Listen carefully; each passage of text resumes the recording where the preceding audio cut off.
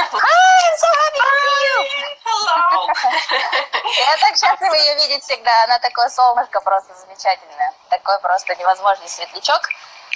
So we're here to listen to everything you have to tell us. So, first of all, I would like to greet everyone. Thank you for attending in such a big number, and we can together look what the year of the so-called metal red means and what also it brings to all of us.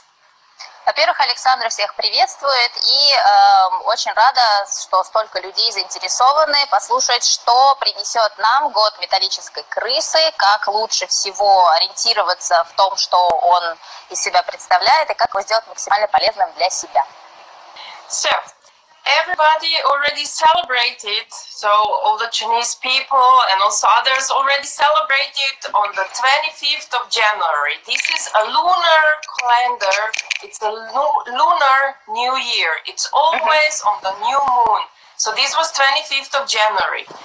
But astrologically, when the aspects start to come in, when we start to feel the change for real, this is every year on the same date. It's based on a solar calendar, not lunar. Every year, it's 4th of February. So we are right in time. It's going to happen in 2 days. Окей. Александра говорит о том, что, как все наверняка знают, китайский Новый год, как празднуют его китайцы, каждый год он по разным датам, потому что он ориентируется на лунный календарь, на новую луну. В этом году новая луна и китайский Новый год попали на 25 января, он уже прошел, китайцы его бурно отметили, все здорово, но по факту энергии сменяются полноценно и окончательно в один и тот же день по солнечному календарю, и этот день всегда неизменный, это 4 февраля, так что мы сейчас с этим эфиром очень в кассу, потому что мы за 2 дня до фактически смены этих энергий с вами сегодня общаемся на эту тему. По солнечному календарю происходит смена энергии. So, this year that we are just about to enter is so-called metal red. So we have in this system, we have 5 elements, and they are wood, fire, earth, metal, and water. So we could have any of the element and the red. So this year is so-called metal red, and the last time it was a metal year, as we will have it now, it was 60 years ago. Как вы все знаете, есть 5 элементов в китайской метафизике и не только. Речь идет про огонь, воду, землю, металл и дерево. И в данном случае этот год – это год металлической крысы. То есть всегда идет сочетание элемента и животного. И последний раз, когда год был с элементом металла, это было 60 лет назад, то есть 1960-е годы. So I'm saying this just that you all know how special it is every year. Every year happens only 60 years ago. So what is it going to be about? Это очень особенная тема того, что повторение элемента с животным происходит каждые 60 лет, и, соответственно, вот эта металлическая крыса впервые появилась у нас вот сейчас, спустя 60 лет. Нужно понимать, что конкретно означает сочетание элемента с животным. So, also at the same time, the rat as an animal, everybody knows about Chinese animals. So, a rat is always the first one. So, this is at the same time the beginning of a new, we have 12 animals, no? Of a new 12-year cycle. It's the starter of the new cycle, because there is a story, how does these animals appear? There's a story when Buddha decided, he knew it's time for him that he will leave the earthly realm. He called the animals, and they were running to greet him before he leaves. And the rat was the first one. And there's a whole story how the rat got first one, because there was ox, big ox were swimming. They had to swim the river. And the ox was nearly there, and then the rat jumped onto the ox, and just before the ox come out, the rat was the first one. Yes. Дело в том, что помимо того, что это сейчас первый год за 60 лет, когда мы видим металлическую крысу, крыса является животным, которое возглавляет новый цикл из 12 лет. В 12-летнем цикле всего 12 животных в китайском календаре, крыса первая. И есть, можно почитать, очень много об этом есть в интернете, история о том, почему таким образом выстроены животные, почему крыса первая. В данном случае речь идет о том, когда Будда решил покинуть земное измерение, земную плотность и призвал к себе животных. Они пришли к нему в определенной очередности, и была история о том, что им нужно было переплыть реку, и бык на самом деле должен был быть первым, но крыса успела прыгнуть ему на спину, и первая выпрыгнула на берег и поспела к нему первоочередным образом, поэтому, собственно, она стоит в этом 12-летнем цикле как номер один, то есть мы сейчас еще и начинаем абсолютно новый виток. So I told this story to also see the nature of the rat. It's a very, very clever, very quick. So it was the first one, and always finds the way. Even if there's this big river, doesn't know how to cross the river, it used the ox now to come. So you can already understand the nature of the rat. Из этой истории очень поучительно то, что уже по ней можно понять, какой менталитет и характер у этого года, как у этого животного, вот с такими ее изысканиями и поступками, что она всегда найдет способ, всегда найдет выход, сделать так, как нужно ей, получить то, что в ее интересах. Поэтому вот этот поступок, как пробраться первой к тому, к чему нужно пробраться, это очень характеризует то, что из себя представляет этот 2020 год. So yes, also the rat is very fast, no? It's the first one, wants to be the first one. So ahead of us, it's a very fast year again. I will talk a little bit now about the last year, but just to know, so it's a smart, finding the way, being clever, looking for the opportunities and being the first. But we will see the first in what sense. Сейчас мы еще немножко вернемся, посмотрим на то, с чем мы попрощались и какой год у нас сейчас уходит, но в целом про этот наступающий год, если вкратце можно сказать, это год очень смышленый, очень предприимчивый, очень быстрый, то есть он продолжит динамику быстрого развития, которая началась в прошлом году, и всегда ориентированный на то, чтобы быть первым, то есть очень динамичный год нас ожидает. So in general, I would just like to add that in Chinese metaphysics, the rat is nothing about bad things. No, rats they are very social. They multiply themselves fast. They find a way. They survive any conditions. No, and they are very, very smart. So there is they would say that the rat also has a very entrepreneurial nature. Very clever how to make life good, better, how we can be all together, how can we be more of us, how we can survive whatever circumstances. Очень важно понимать, что в культуре китайской крыса не ассоциируется ни с чем негативным, как в некоторых культурах может такое быть. Например, у нас это иногда ассоциируется с чем-то таким не совсем положительным. В китайской культуре наоборот. Крыса ассоциируется как раз-таки с чем-то очень общительным, социальным, с чем-то, что плодовитое, потому что они очень хорошо размножаются, то есть это что-то, что приносит плоды как в прямом смысле потомства, так и в смысле любых предприятий, бизнеса. Как я уже сказала, предприимчивость и находчивость, и смышленность – это такие вот воспеваемые качества в китайской культуре у крысы. So, now we'll talk a little bit about the year that we just are ending. It's only 2 years, 2 days, I'm sorry. And this was the year of so-called Earth Peak. Okay? Peak and the rat, they both contain, so they're animals, but they're also about the elements. The whole Chinese metaphysics is just about elements. Elements are actually something we know from the nature that describes a certain type of energy. So there was already a strong water element now, a year that started in 2019. 5 years before, by chance, there was nearly no water. So suddenly we got a huge wave, and we will talk about the nature of the water element. So the year 2020 is continuing with a strong water element, which is the red, but we just passed the so-called Earth peak year, and I will continue. Окей. Александра рассказывает немножко про то, что мы сейчас подходим к концу земляной свиньи. В земляной свинье 2019 год присутствовал очень сильный элемент воды, несмотря на то, что это земляная свинья. И эта вода, как вы помните, она пришла после 5-летнего отсутствия, когда воды не было в принципе.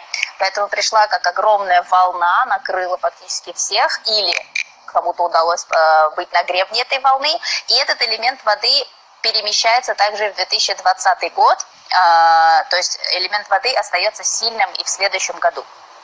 Как Александра просто делала комментарий о том, что любой элемент материалов, да, как бы вот 5 элементов, про которые я назвала, это очень сильно модулирует, насколько меняется энергия того или иного животного каждый конкретный год. So yes, what is the water element? And it's so important because we, as I said, by chance for 5 years there was hardly any water, and now since 2019 there will be 5 years of a lot of water. So the water element itself represents few things. No, one thing is the wisdom, possible wisdom. Another one, so we have a chance to be more wise, but it all starts because the water also represents the emotions. So deep emotions. What do we do with all the emotions that we were maybe trying to suppress before coming up? Can we be wise about it? Can we choose a different consciousness? Because water as well is about consciousness. So where do we, on which kind of, do we catch the wave? Or we sink in the water. This is the topic of, the coming.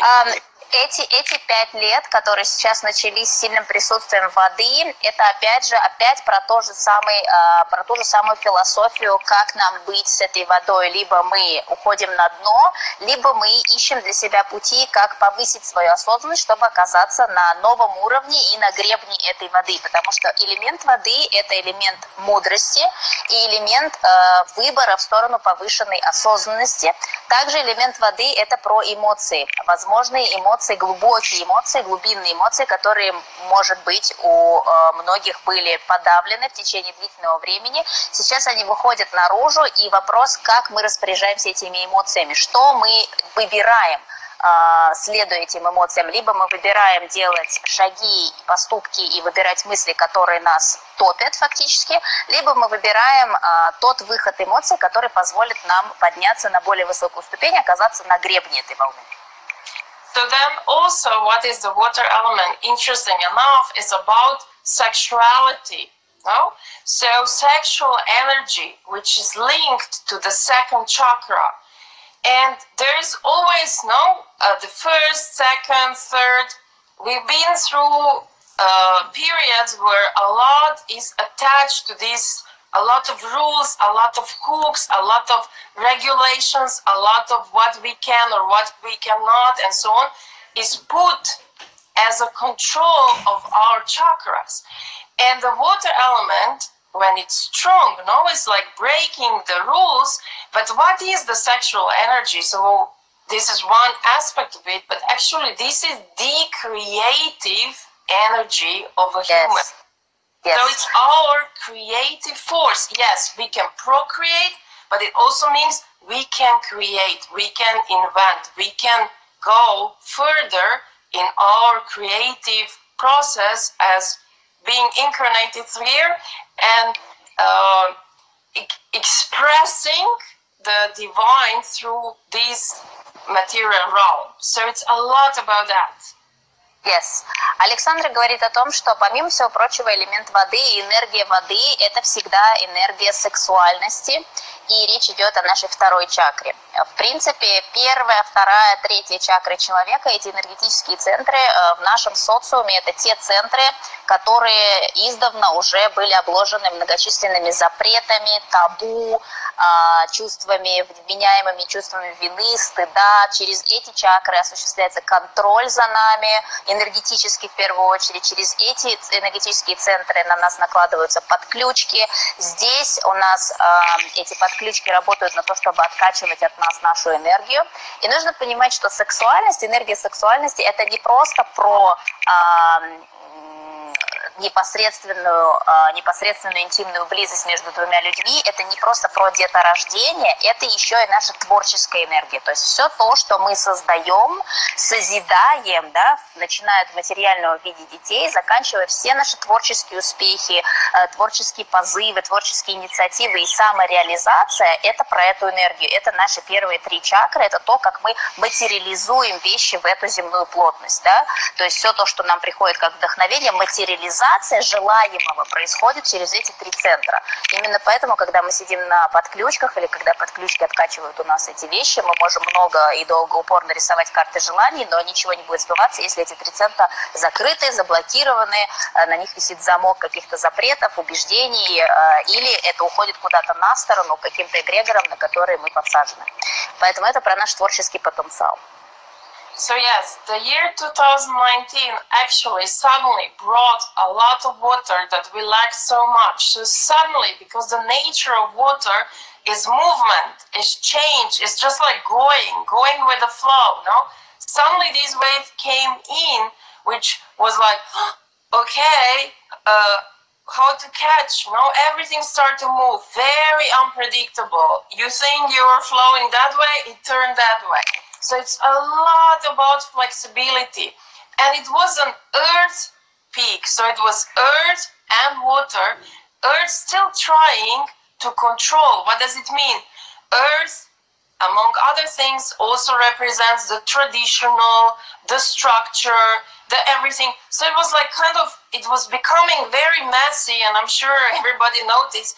But at the same time, the water, now, when the water comes, a big tsunami, you know, it digs all the dirt. So we suddenly saw so much of what is behind, what is hidden, what is kind of behind all these walls happening. So it looks bad, but on the other hand, we finally can see it. We can finally kind of course, it takes time that all the mud and everything gets into its place.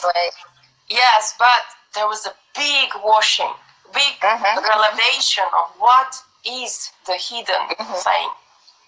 В 2019 году с приходом большой воды эта вода принесла с собой ощущение динамизма и абсолютной гибкости во всем. То есть тогда, когда нам казалось, что мы идем туда, резко все разворачивалось, и нам нужно было идти в противоположную сторону, и нужно было уметь приспосабливаться. То есть вдруг ни с того ни с сего впервые за 5 лет понадобилась вот эта вот способность быть гибким, быть флюидным.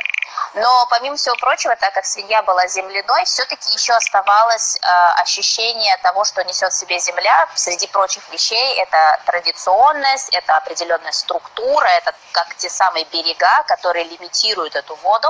Поэтому было некое еще стеснение вот этого движения, но в любом случае, когда приходит большая вода, как цунами, как наводнение, да, оно сметает все со своего пути, и все это смешивается и превращается в такую вот мутную, бурлящую воду, в которой поднимается все со дна, выплывает все на поверхность. И в этом году мы видели, как очень много было катаклизмов, очень много было переходов, перепадов в эмоциональных состояниях. И на глобальном уровне, и на индивидуальном уровне очень многие вещи вскрылись, как нарывы, и казалось, что, боже, как все... У многих людей было состояние, как все вообще ужасно, негативно, кошмарно. И не только в индивидуальном смысле, но и в мировом. Но на самом деле это когда вымывается на поверхность истина, и мы начинаем видеть, то есть это как открытие чего-то, что было до этого спрятано, и как бы, в общем, можно было сделать вид, что этого там нет, сейчас это уже невозможно, потому что правда начинает просачиваться через все возможные щели, и она уже, и от нее отвернуться невозможно. So last year, the year of the pig was all about wherever, like in a very subconscious, because you know water is deep, no? So it went deep. So wherever subconsciously, or I don't know, like the deepest emotions, the deepest attachments, the deepest patterns, the things from your ancestor, the things from your parents, all these in one way with the triggers of a normal things in everyday life would start to touch you there. So wherever you're still attached and cannot go with the flow, cannot go with the new, because it's all about, last year was about putting a seed of a new consciousness. This was where it was painful, but literally painful. So either you get very emotional, either it's like feeling, oh my God, I'm dying, part of me is dying. Because we need to, it is the energy like that that demands that we let go of all the attachments that are old, that don't serve us, that are from other times, and so on and so on. The more you manage to not resist, the more nice year you could have, and there was actually a lot to enjoy in that year as well. Энергия воды, которая проникает очень глубоко и выносит на поверхность все вот эти вот скрытые моменты, она в том числе являлась провокатором и триггером для глубинных вещей, привязок и старой энергии, которая нам уже больше не служит. То есть всего того, что в принципе изжило себя и фактически отравляло нашу систему, держало нас и тянуло нас назад. Все, что касается каких-то программ и кармических вещей, связанных с нашими предками, с нашими предыдущими отношениями, с нашими предыдущими философиями и мировоззрениями, всем тем, что нам уже не нужно, но за что мы где-то в глубине продолжали держаться, вот именно туда устремлялась вода, вытаскивала это на поверхность, и у многих было очень такое неровное эмоциональное состояние в течение года, потому что некоторым было сложно с этим сжиться, но чем больше мы вцеплялись в это, тем хуже мы это проживали. И основная идея была отпустить и быть как бы на гребне этой волны, давать потоку вести туда, куда нужно, и когда нам показывалось, что нам нужно отпустить какие-то привязки, делать это с готовностью и не пытаться это удержать.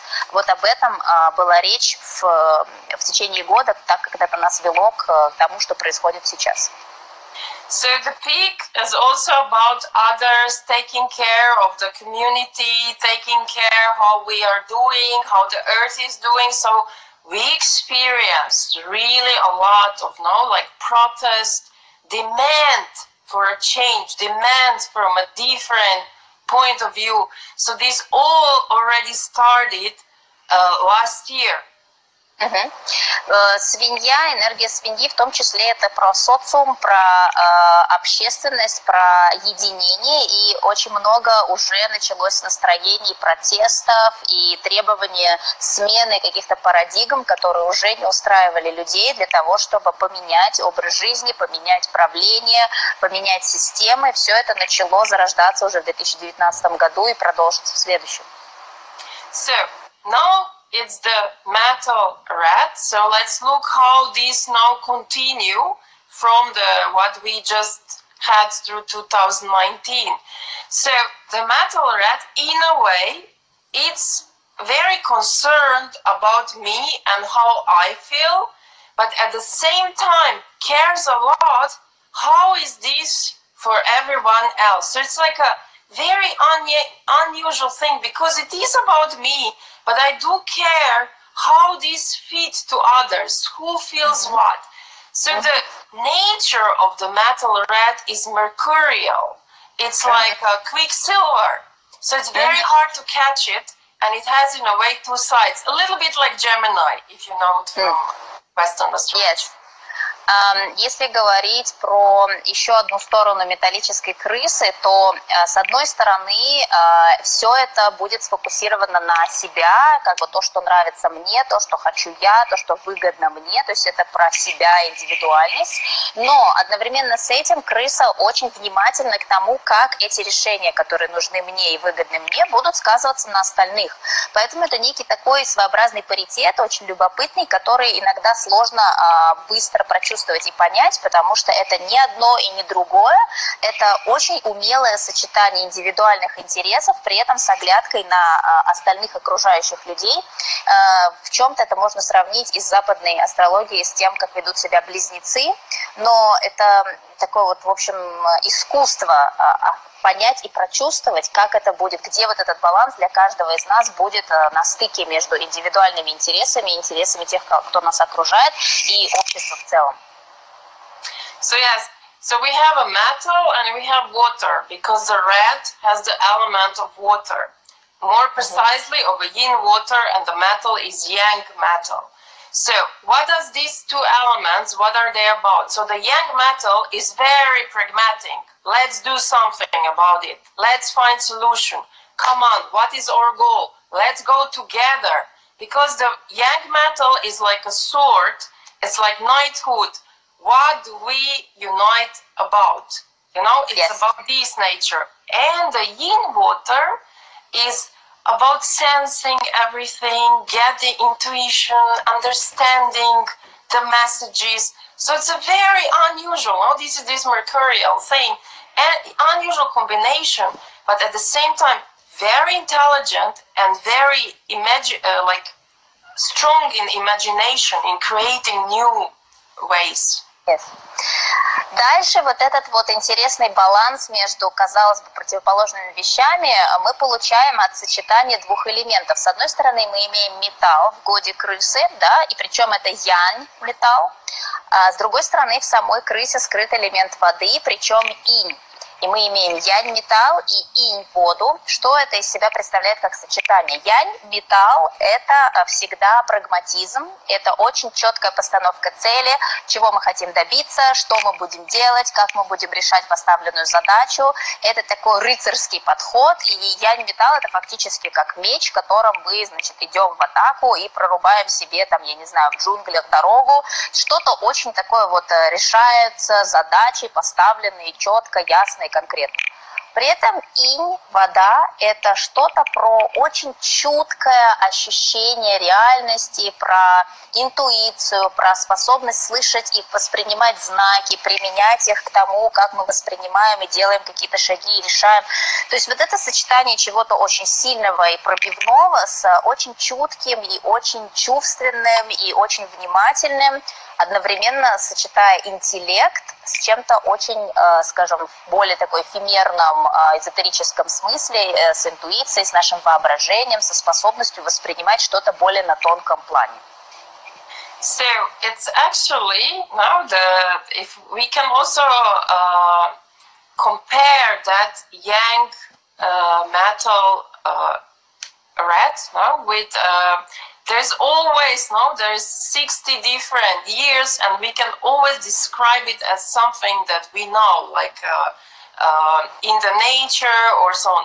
And this one is actually one of the description we can take.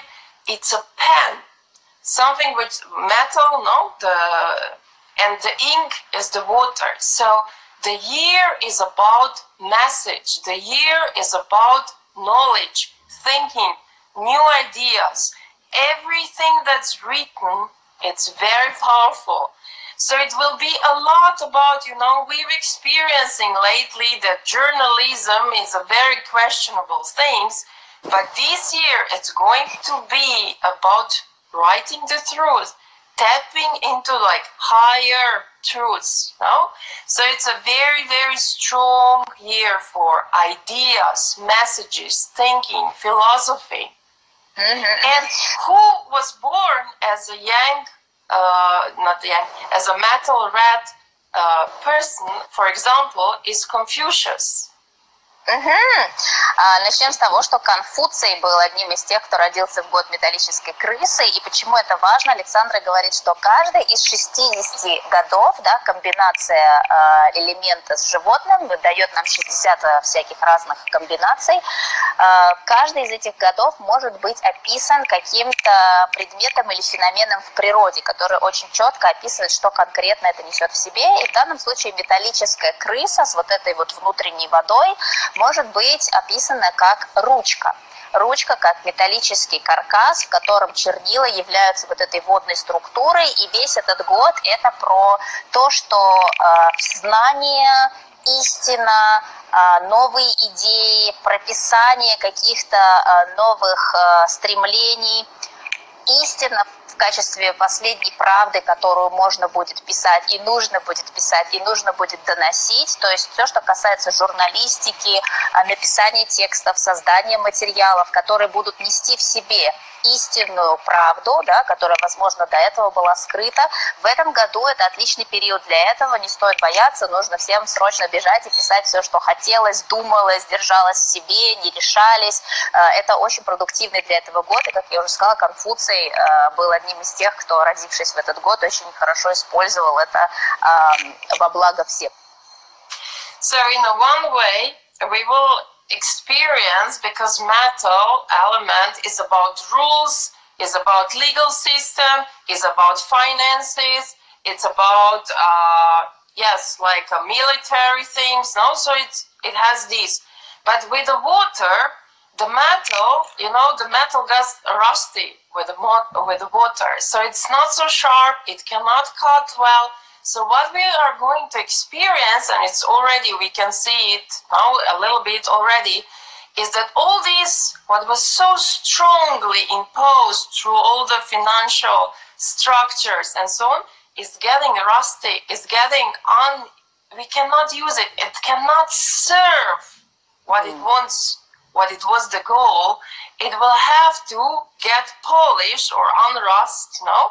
So we will experience changes. Of course, this can not necessarily look all nice, because maybe some banks will collapse, or some way of how we deal with money will change. So, but on the other hand, there is a new way coming in, a new thinking about money, a new thinking about the how and what is imposing the power over us. No? So Александра, expect a lot of changes. Александра говорит о том, что грядут очередная серия больших перемен, потому что сочетание всегда металла с водой означает, что металл, который всегда про четкость, про юридические нормы, законодательные нормы, про финансовые структуры, про вот эту вот как бы однозначность, в сочетании с водой эти все вещи становятся, ну как бы покрываются ржавчиной, да, в метафоричном смысле, уже не так хорошо работают, уже начинают немножко заедать, и им требуются перемены, требуется очищать их от этой ржавчины, видоизменять для того, чтобы они продолжали служить на благо. Поэтому в течение года явно будут перемены и в том, что касается систем правоохранительных, законодательных, юридических в общем смысле, финансовые структуры, может быть, какие-то банки и прочее будут переживать определенные турбулентные времена в плане реформации, в плане закрытия, в плане банкротства, но весь этот период, он ознаменован этой необходимостью измениться, необходимостью подстроиться, необходимостью выйти на новый рубеж, на новый уровень для того, чтобы продолжить работать грамотно и соответствуя времени. So the new, in a way, there's new rules coming, and with because it's about consciousness, the water is about consciousness, and the metal is about legal and rules, and you know how we set the things. So the new rules are needed. Practically, it's like new values are needed, and because the red cares about how I feel and how I will be creative. Okay. 1 second. Thank you.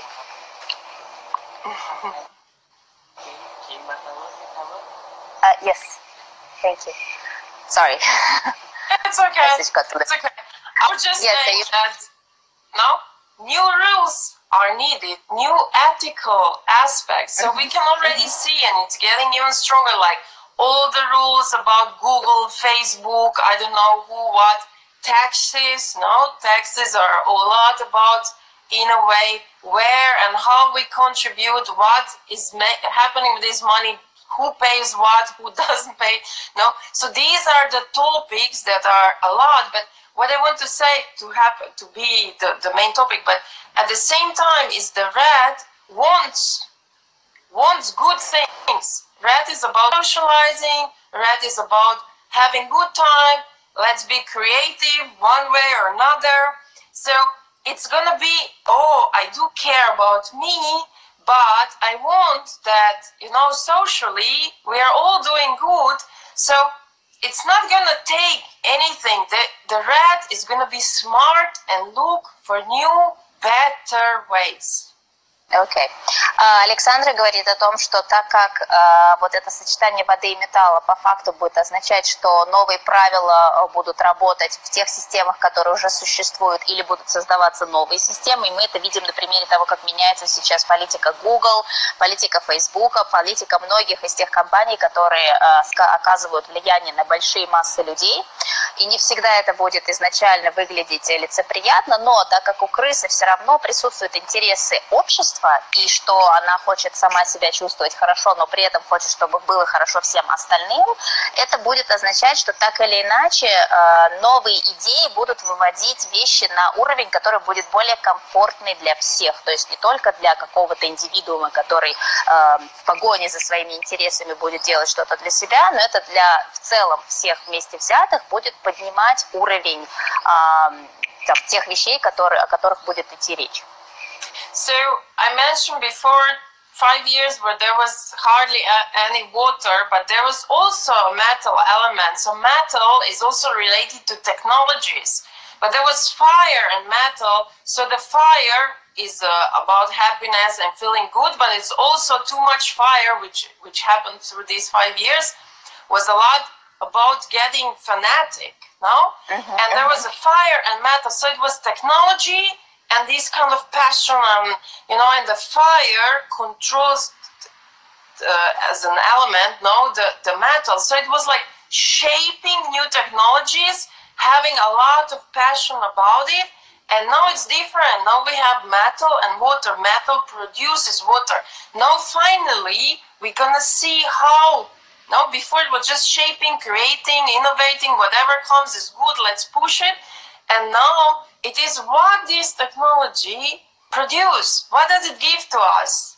And we, as red, no, metal red moment, we want what we want, no, and it's good for us. And we don't allow, no, as I said, the traditional is washed away. We want new rule. We want new way, new consciousness. Окей.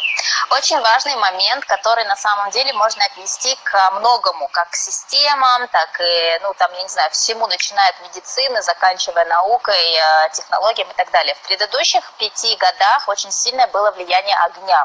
Элемента огня, все, что касается элемента огня, в сочетании с металлом особенно, это касалось технологий, инноваций и с определенным фанатизмом. То есть нужно было создавать что-то новое ради создавания, продуцировать новые какие-то вот способы там функционирования чего-то, новые какие-то суперкреативные технологичные вещи, не задумываясь особенно, как это влияет на всех. Сейчас в первую очередь мне в голову приходит 5G, да, то есть вот нужно, быстрее побежали, сделали, это быстрее, это классно, но элемент оценки того, насколько это действительно целесообразно для общества, был упущен. Сочетание металла с водой, это как раз про то, что да, инновации, да, новые идеи, но это должно соответствовать интересам большинства. Поэтому сейчас все эти технологические прорывы и прочее будут претерпевать пересмотр в сторону того, что подождите, окей, у нас появилось много нового, но хорошо ли для нас это? Нужно ли нам это? Что-то, что мы создаем, должно работать на нас и должно ни в коем случае не причинять вреда, должно приносить комфорт и должно приносить очевидную выгоду, а не псевдо вот эту погоню за просто каким-то результатом. И это становится основным фокусом. So yes, so it's all this water again. So we had the water from the peak, which was like this huge wave. You didn't know where it's going. And now, actually, it's happening since December by chance, the aspects of like that the water from the red and the water from the peak are like coming together and making a swirl. That's why you probably, and the whole world, as we can see, is quite turbulent, quite unpredictable, from, I don't know, Iran's story to, I don't know, Prince Andrew, scandals. Then Brexit just happened. Now we have viruses. We will come to that. So all this is happening because suddenly, you know, all these currents are coming together. And what is coming out when all these forces come together? Вода, которая присутствовала в качестве элемента в 2019 году, вода в годы свиньи, начала, так сказать, вот эта вот лавина, ну да, это не лавина, да, а как бы наплыв такой, который происходил в прошлом году, он начал смешиваться и сталкиваться с той водой, которая уже начала приходить из года 2020, да, она начала уже присутствовать в энергиях практически с ноября-декабря, поэтому вот этот период, ноябрь, декабрь, январь и сейчас, это период, когда очень многие вещи вот в таком как бы водовороте начали находиться, все все эти вещи начали смешиваться и происходили очень многие такие внезапные какие-то перетурбации. Мы там видим иранскую историю, сейчас мы будем говорить про то, что касается всех этих вирусов, всякие политические моменты, такие внезапные вспышки, да, Brexit, все то, что вот как бы такое было ощущение, что закручивалось в какую-то воронку, совершенно из которой непонятно было, как выходить, это вот столкновение двух элементов воды, 2 лет. So in a way, now we can say that the last year brought up everything. So we know things that we wish they didn't exist and they're quite horrible, and we will hear more to it.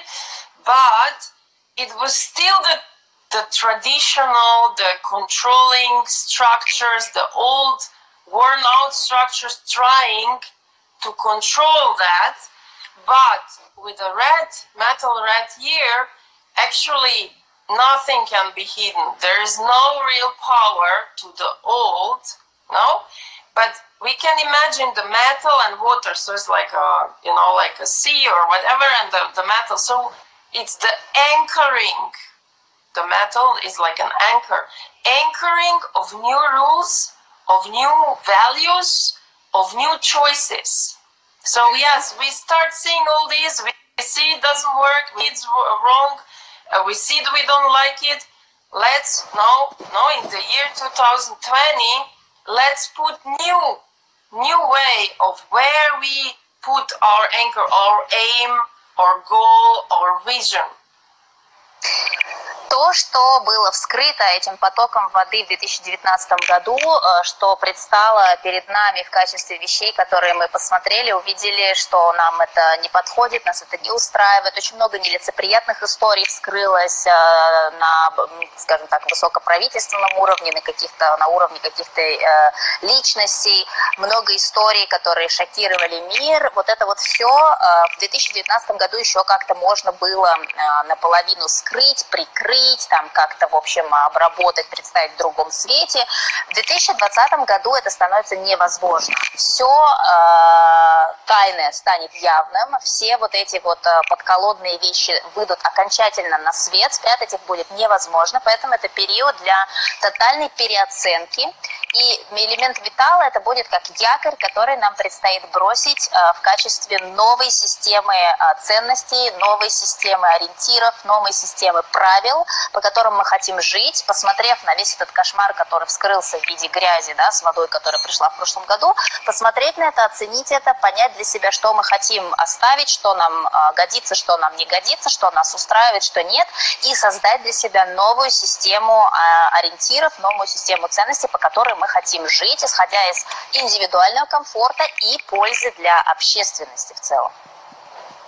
We can also look, for example, address now the pharma industry now, because pharma industry is water element, and you can see how last year suddenly everything happened so much on the topics of vaccination, on this and that, and like just get extremely fast with new rules, new laws. I don't know what. Try. Yes, no? yes.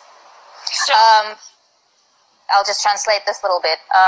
Александра также говорит, что в пику того, что мы сегодня беседуем в этом блоге, который перекликается с моим основным, где мы часто говорим про здоровье и про фарму, Фарма, в принципе, это элемент воды в том числе, и как мы видели, вот с приходом этого большого потока воды в прошлом году, как сильно активизировались процессы, связанные с фармой.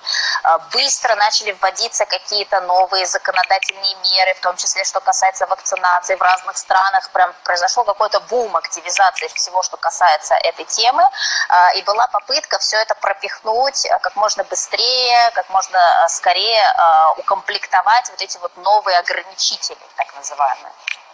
Yeah, so like there was this urge, no, to keep the old power, to make sure we are still on top. I mean, you can literally feel that. Yes, yes. Every country, even the countries you thought they have nothing to do with a global thing, but the year 2020 started, although it's not yet the 4th of February, but because of this mix, of pig and rat, started with coronavirus, which, by the way, respiratory disease are #1 for the rat year, and the allergies, just to know. So it all started in an old way. We are all scared. We are restricted, the flights are cancelled, there's even everyone who is looking or is Chinese, people are walking around, even he haven't been even to China in his whole life because he was born somewhere else. So like all these old-fashioned prejudice, all these kind of things, are coming out. And it's the virus, like metaphor, some virus is something that mess with our system. Вот то, что касается коронавируса, это хорошая репрезентация того, как старые системы и старые установки пытаются все еще прижиться и как бы ограничивать наше развитие и нашу осознанность. В частности, с появлением этого вируса, и, кстати, Александра говорит, что 2020 год и крыса это в целом всегда про верхние дыхательные пути, поэтому будут у тех, у кого есть хроническая тема, там и психосоматическая тема, связанная с верхними дыхательными путями, вот эти все вещи будут усугубляться, и астмы и прочие аллергии, вот такие вот вещи будут выскакивать больше и будут больше требовать внимания к тому, чтобы проработать первопричину. Но в частности, вот эта тема с вирусом, когда сейчас все, не все, но очень много людей охвачены этой паникой, не разобравшись, все подсели на вот эти низкие вибрации того, когда люди начинают переходить на другую сторону улицы, если видят человека азиатской внешности, хотя этот человек, может быть, никогда и не был в Азии, просто родился у родителей, которые выглядят так. Вот это все предубеждение, вот эти старые формы бытия, такой вот низкого уровня осознанности, низких вибраций, сейчас как бы простимулированы в начале года для того, чтобы заставить людей увидеть это вот абсолютно в ясном свете, посмотреть на себя со стороны и понять, вау, вот это вот реально что-то, от чего нам пора избавляться. So this is like a collective challenge right now. So we are kind of again pushed into this old way of fear, prejudice, restriction, and so on. Let's see how it goes. A lot will come up. A lot how this virus was created. What is this story about? Who is trying what? China is very secretive at the moment, but who knows what is happening? And all these will come up. I'm not saying the virus is not true. It is true, but it's a way to still implement this kind of old-fashioned control. So human, as us, like every the mass will have to find a way. Don't forget, it's a rat. It will be clever. It will find a way around this entrapment, around this way of fearing and controlling. Yes. The rat will, you can't really control the rats. When they come, they take over. So this is how it's going to be. All this trying of repression through all kind of stories, I don't know what, will not work out. Вот продолжение темы коронавируса, и как я уже сказала, это как репрезентация попытки старых систем, старой системы в собирательном ключе удержать коллективное сознание на низких вибрациях, заставить нас опять опуститься на уровень страха в виде репрессий, в виде ограничений, там, не летайте туда, не делайте того, не ешьте бананов, там, не общайтесь с теми-то, отмените свои отпуска и прочее. Но это как частность, но практика будет показывать, что крыса, она всегда найдет способ выбраться. Как мы знаем, крыса всегда в своей истории, она изначально нашла способ, как прийти первой. Крыса со своей смышленностью и предприимчивостью найдет способ выкрутиться из этой системы, и эта система провалится с треском.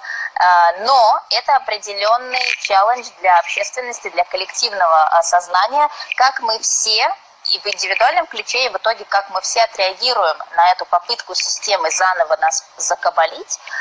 Надо иметь в виду, что вот эта энергия крысы, которая нам благоволит и которая позволит нам все-таки не встать на колени, а найти способ обойти вот эти все попытки нас опять загнать в хлев, да, и не стать этим стадом, пользоваться этой энергией для того, чтобы включать мозги, слушать свою интуицию, искать пути, не слепо следуя тому, что пытаются на нас сейчас навесить. Потому что крыса всегда найдет выход, и когда приходят крысы, никакая система не выстоит, потому что если представить себе насилие крыс, засилие крыс, это невозможно остановить. И вот сейчас нужно понимать, что это тот момент, когда мы должны чувствовать в себе эти силы и эту энергию, которая означает, что нас нельзя остановить. Если мы что-то решим, никакая система не выстоит. Если система нас не устраивает, можно найти способ. Это не обязательно должен быть какой-то агрессивный способ. Это способ с использованием нашего разума, с использованием наших ощущений, чувств, интуиции и всех-всех тонких материй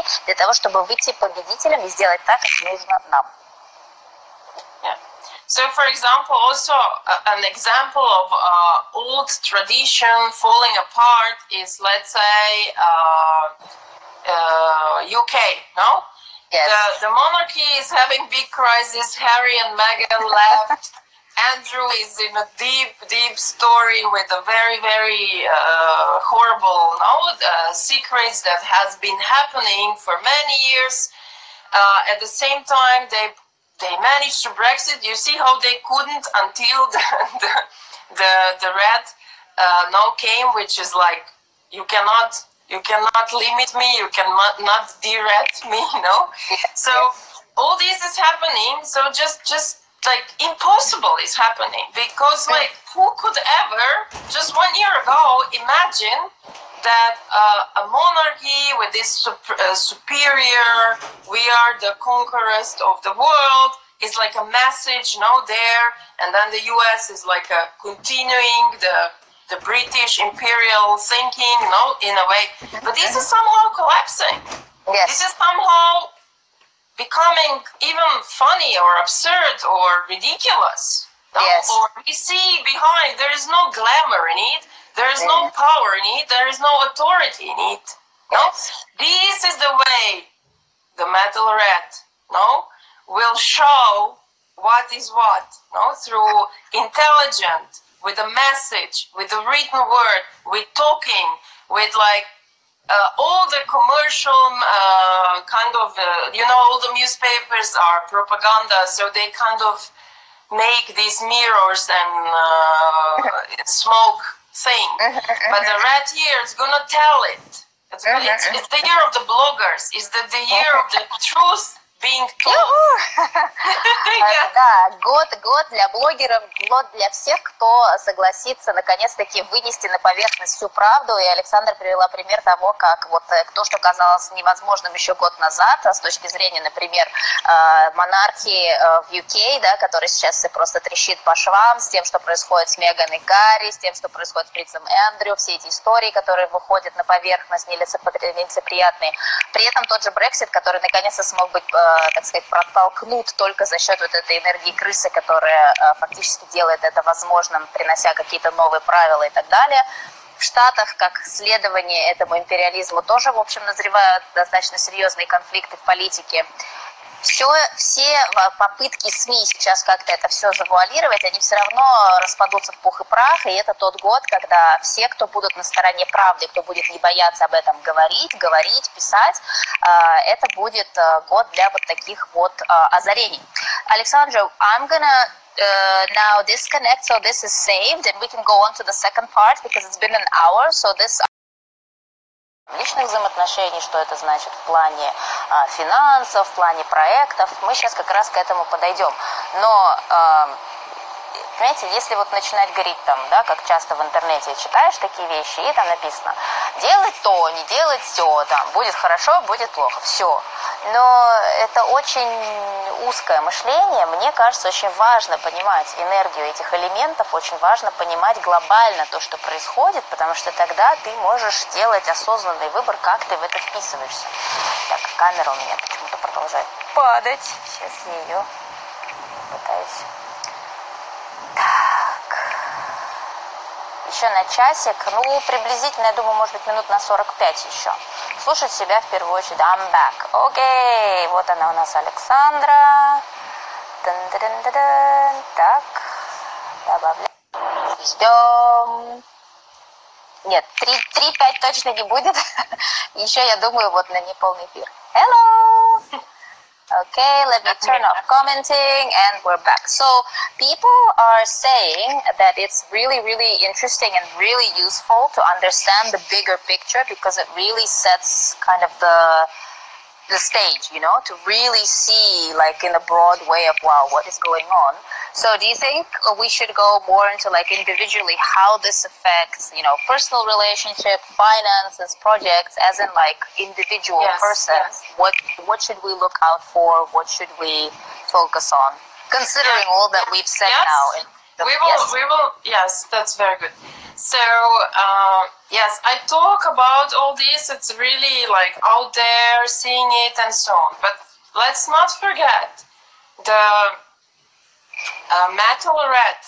Who else was Metal Rat? It's very interesting, as a historic person. One of them is this big guru, Osho. Ah, yes. Okay. He was very influential, and don't forget, he wrote a lot about sex. He opened out many taboos. He wrote a lot about love, no? Yes. Of course, he went a bit into extreme, but his books are still eye-opening or for many. And then another one, interesting enough, I mean, completely different, is, and I talk about personal, no? This is not born in the year, but personal. Jim Morrison. No? Okay. Okay.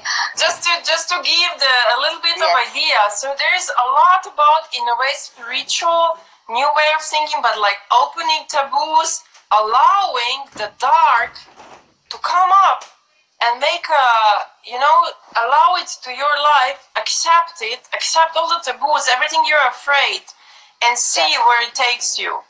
Yes. Мы сейчас перейдем к более такому прагматичному, личному применению всего того, что связано с этим годом. Но в частности, Александра говорит, что просто понимание этих энергий, как я сейчас и говорила, очень важно. В частности, для еще большего как бы понимания того, как это, что это за энергия такая, что она с собой несет. Она приводит пример двух совершенно, казалось бы, разных личностей. Один — это Оша. «Металлическая крыса» — это было про него и то, как он вскрыл очень многие темы, связанные с сексуальностью, при этом связанные с духовностью, со всем, что касается нового взгляда, новых видений на определенные вещи, несмотря на то, что он временами уходил в какие-то, в общем, крайности. В целом, по сей день, то, что он писал, у очень многих людей вызывает состояние как бы, да, прозрения и открытия для себя чего-то кардинально нового. Второй человек, которому применима эта энергия металлической крысы, был Джим Моррисон. И казалось бы, да, где Оша и где Джим Моррисон, но это тоже про вот все вот это вот встреча с какими-то табу, с какими-то вещами, которые были скрыты, закрыты, под запретом, открыть эти запреты, принять какие-то вещи, которые до этого были глубоко зарыты и спрятаны от глаз, рассмотреть их с другой стороны, понять, чем они могут быть полезны, как они могут служить, и более гибко подходить ко всему тому, что раньше вот в такие квадратные рамочки и правила было запечатано. So, practically. No, in a way, metal element is about brain, rational thinking, being pragmatic, finding solution. And the yin water is intuition, is caring about everyone, feeling everything and everyone. It's very caring. It loses the energy to others. No, so it's a very, very different two energies. But it means, it also means that, yes, let's be organized, rational, having a discipline, which is metal, and at the same time, use our right brain, or creativity, or like unlimited mind. Everything is possible. Now, do you remember this mercurial thing? How to put this in balance. So it's actually a year very, very important for any kind of, let's say, artistic expression. Because only through the non-left brain way, we can find the merging of these years.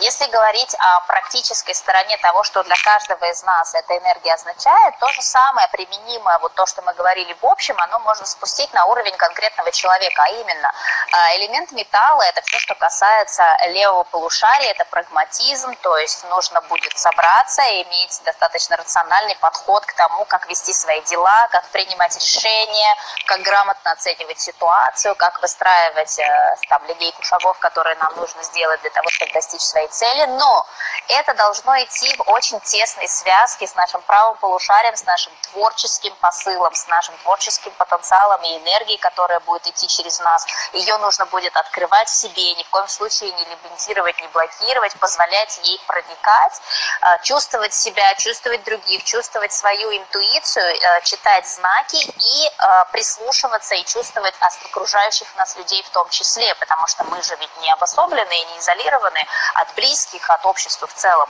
Поэтому вот этот вот баланс близнецовый, когда с одной стороны прагматизм, с другой стороны высокочувствительность и к себе, и к остальным, только тот, кто сможет найти вот эту вот точку равновесия между этими двумя вещами, будет успешным.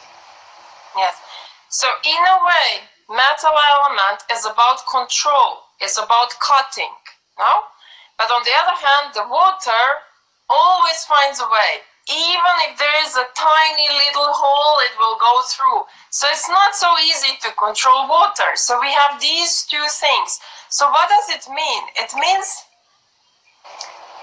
because we are going collectively now through getting out of victim consciousness. So if you're a victim, something is controlling you. Something from outside doesn't allow you this and that to be free. No, water is freedom. Water runs, water goes, water, evaporates if it wants to go away. No? Yes. So it's really about it's really about either you're just gonna completely and totally be experiencing wherever you are finding reasons to be victim and suffer, or you're gonna realize that there is no need for that. Yes. То, что касается металла, это всегда контроль. И вот этот паритет между металлом и водой в том числе означает, что, как мы уже много раз говорили, сейчас человечество в своем глобальном формате выходит из эпохи жертвенности. Платье жертвы в коллективном смысле снимается нещадно, и все, кто продолжает пребывать в роли жертвы, переживают не самые лучшие времена, потому что это состояние обостряется. И оно будет обостряться до тех пор, пока человек наконец-то не поймет, что в этом нет никакого смысла, что вообще концепция жертвенности, она абсолютно утопичная, бесполезная, бессмысленная, неконструктивная, от нее нужно отказаться. Человечество на своем глобальном уровне сейчас проходит вот этот процесс, когда мы наконец-то должны отказаться от всего, что касается жертвенности, того, что вот кто-то там виноват в том, что с нами происходит. Это не так, и сейчас мы уже лоб в лоб пришли к пониманию, или, по крайней мере, нас туда, так сказать, носом тыкают, чтобы мы увидели, что это мировоззрение, оно изжило себя. Вода, как элемент, она, естественно, всегда найдет любую лазейку, поэтому любой способ контроля все равно будет иметь так или иначе хоть какую-то малейшую трещинку, через которую вода найдет способ. Поэтому два способа. Либо те, кто будут придерживаться дальше темы жертвенности, будут еще больше погружены вот в это состояние и будут еще больше страдать по собственному желанию исключительно, потому что выбор всегда есть. Либо, если человек понимает, что в этом нет никакого смысла и постепенно будет отходить от этого, ему откроется все то, что связано со свободой, с состоянием самодостаточности, с состоянием потока, если он перейдет, так скажем, на сторону элемента воды, которая течет, которая подвижна, которая неконтролируемая, и у которой нет фокуса на том, что кто-то может на нее влиять, потому что она всегда сама себе хозяин. Она хочет, она течет сюда, хочет, течет сюда, если нужно, она даже может испариться, если ей нужно таким образом исчезнуть из одного места и появиться в другом. Поэтому вот эта смена менталитета с тотального контроля в сторону тотальной флюидности, гибкости, подвижности и самодостаточности – это то, на что стоит обратить внимание в этом году. So this year is about being free, realizing that you are free. And then within that, okay, I'm free. I am not a victim. I can choose. But at the same time, it's not like, okay, I'm free, you know? It's like forget responsibility. Yes, it's not about that. Because metal is about discipline. I am free. I choose. No? I choose my own self-discipline. I choose how.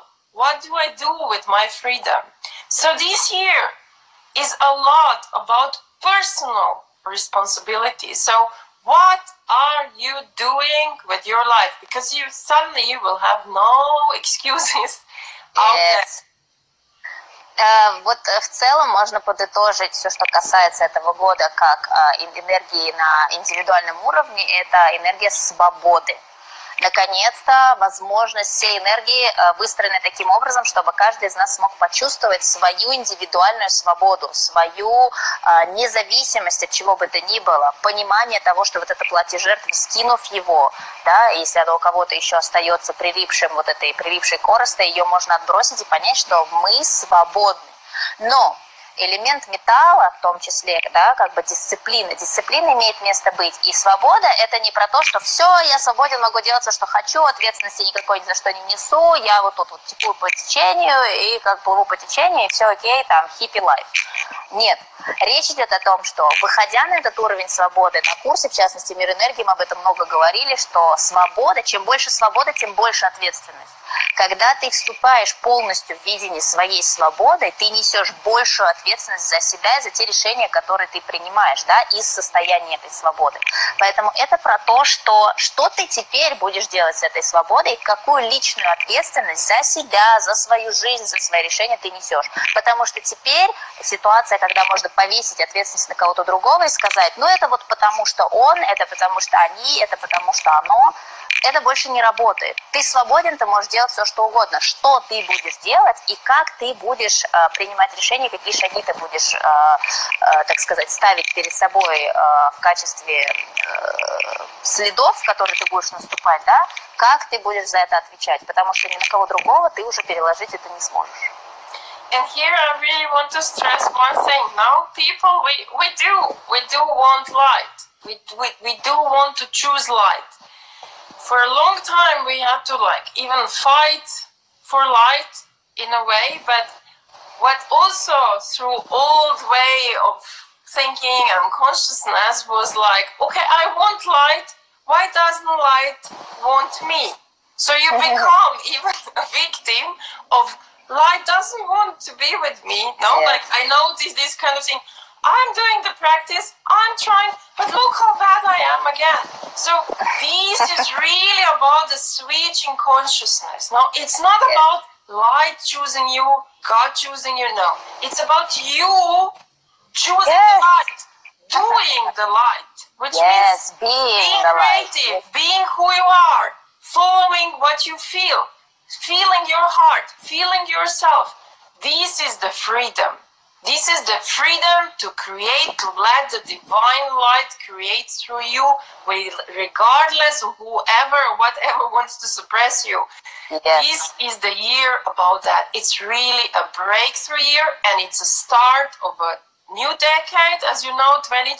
So logically we have number 2, and the new 12-year cycle. It's about that. We are not waiting for light to find us and see us and God give us approval. No, I am the light. I am living. I'm expressing light. That's why art is so important in this year. Yes. Ну что, ребята, в общем, пришли мы на порог того, когда можно сказать, что это год прорыва. Год прорыва не просто потому, что это новая декада, да, 2020, у нас начинается новое десятилетие. Это год прорыва в той энергии, что касается коллективного ощущения себя, когда до этого люди, которые, например, в том числе занимались духовными практиками, сейчас и занимали позицию, ну вот, опять же, жертвы, да, ну вот я вот занимаюсь, я вот практикую, я вот то, но вот что-то вот не получается, а вот здесь на меня вот это влияет, а тут на меня там вот то-то нагнали, а вот здесь у меня какие-то блоки, а вот тут у меня там родовая карма, а вот еще что-то, и в общем никак вот божественное через меня не материализуется, как же так? Закончили с этим, потому что факт в этом году заключается в следующем. Не надо искать причины, почему свет не проходит в вас. Будьте этим светом. Ваш выбор быть им, транслировать его, стать наконец-то тем сосудом, через которое божественное может прийти в этот мир, потому что каждый из нас им является. Фактически вступить в эту роль, наконец-то, перестать искать какие-то оправдания, почему этого не происходит. И все, что мы делаем, каждый выбор, это выбирать этот свет в себе. Не ждать, пока свет выберет нас, да, не ждать, пока там Творец выберет тебя за счет того, что подаст тебе какой-то знак или что-то там как-то тебе поможет. Ты будь этим божественным началом, будь этим светом, как мы пишем всегда, be the light, да, вот это вот год про это. Будьте этим. Тогда вы становитесь поистине той частью этого света, к которой все пытаются примкнуть. Не ждите, пока это что-то примкнет к вам и как-то вас активирует, вдохновит, возвысит, там, осветит. Нет, вы должны освещать себя, и вы должны освещать все вокруг, вне зависимости от того, что там происходит. Это вас не касается. Ваши выборы, ваши стремления, ваши решения. Вот что важно. Так что welcome, так сказать, начинаем практиковать, начиная с этого момента. Никаких excuses, никаких оправданий. Никаких excuses. Никаких excuses. Okay, so this is really like, you know, the last time there was a metal right here was in 1960. So yes. It's the beginning of the 60s, which are yes. like having a special type of fashion, special type of thing. You know, like we are literally entering something new, something stylish, no, something another swift. So what happened in 1960, for example? It was in January, end of January, so the very beginning of the year, that JFK was elected. He was quite young. Nobody really. He was. His opponent was Richard Nixon, who later on became a president. So with JFK, no matter what we really know about now, some kind of new vibe came in. New vibe, yes. This is what we are experiencing, the 60s. So at the same time, Jackie Onassis put a whole new fashion in, no? That we still today like. And interesting enough, in 1960 there was this song, "Let's Do the Twist," no? So there was a dance craze. Revolution, yes. It was like through the dance, and I will talk about why dance in a bit. Yes. Okay. Александра вспоминает о том, что 1960 год, который очень сильно резонирует с тем, что происходит сейчас, в плане прорывности, в плане начала нового цикла. Тот год у нас был связан, во-первых, со многим в том, что касается стиля, да, в том, что касается моды, в том, что касается музыки. JFK, да, президент достаточно молодой в Соединенных Штатах, задал абсолютно новую волну тому, что происходило на мировой арене, и выиграл у своего оппонента Никсона, который стал президентом чуть позже. Но в том числе музыка Let's Do the Twist, вот это вот новые мелодии, новый способ через танец материализовывать все то, что в качестве творческого потенциала бурлило в людях, все это ознаменовывало абсолютную революцию по состоянию того, как вообще чувствовало себя общество, и именно это будет происходить сейчас. Yes, so at if we look from technology now, like at that time, there was the first weather satellite starting to be in use, and we know the weather is a big topic of the recent years, so we can also expect that some things will reveal around that, and we will find a way to understand or somehow use whatever technology is doing who knows what to actually helps us even with like the weather. So at the same time there was did I say, I don't know, the laser start to be, so it's like about focusing the energy, getting the precise thing start to be used. Then the Xerox machine presented the first photocopy thing, no? So you see, it's about multiplying, reproducing. Yes. Can I just translate this bit? Yes. Александра вспоминает то, что сопутствовало тогда той эпохе, в том числе с точки зрения технологий, которые был запущен первый спутник, который считывал погоду, и все, что касается сейчас изменения климата на планете, тоже много будет открытий технологического характера, которые будут сфокусированы на то, как нам помочь себе с точки зрения изменяющихся природных условий и тех катаклизмов, с которыми мы сталкиваемся как планета. Помимо этого был впервые применен лазер, то есть все, что касается сфокусированного, точечного применения очень конкретных знаний и инноваций.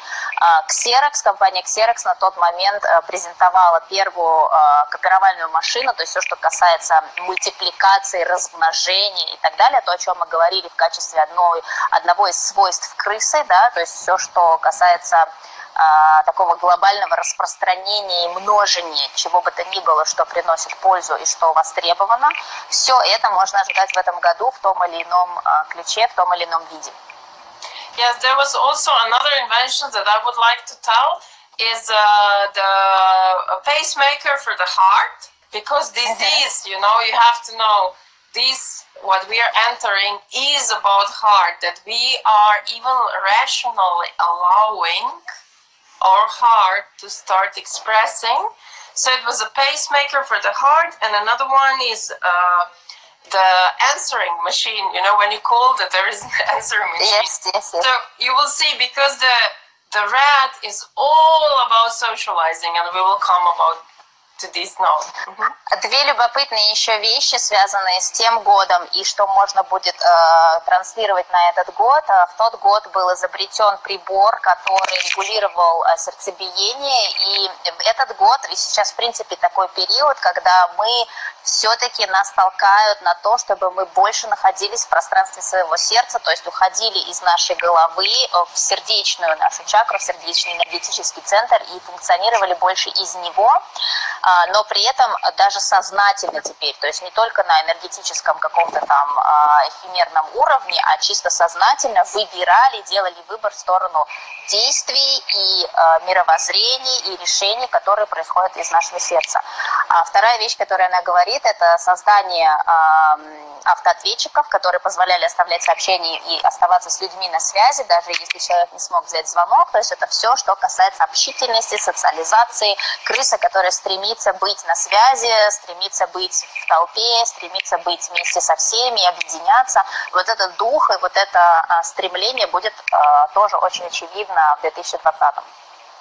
So interesting enough, in that year, also many African countries got independence. Now we talked about freedom. So Togo, Ivory Coast, Benin, Chad, Mauritania, Senegal, they all got independent from France. So it's a lot about breaking the old rules, getting free, which we already mentioned. Также интересно заметить, что в том году очень многие африканские страны получили независимость от своих, скажем так, изначальных колонизаторов, тех гегемоний, которые были правящими юрисдикциями. И достаточно большой список, это как раз о том, что в этом году вот это вот изживание старых систем, старых устоев, старых контролирующих, лимитирующих каких-то форматов тоже будет происходить достаточно большим потоком. So, let's go to that social part, so you can say everyone please listen. This year is so much about socializing.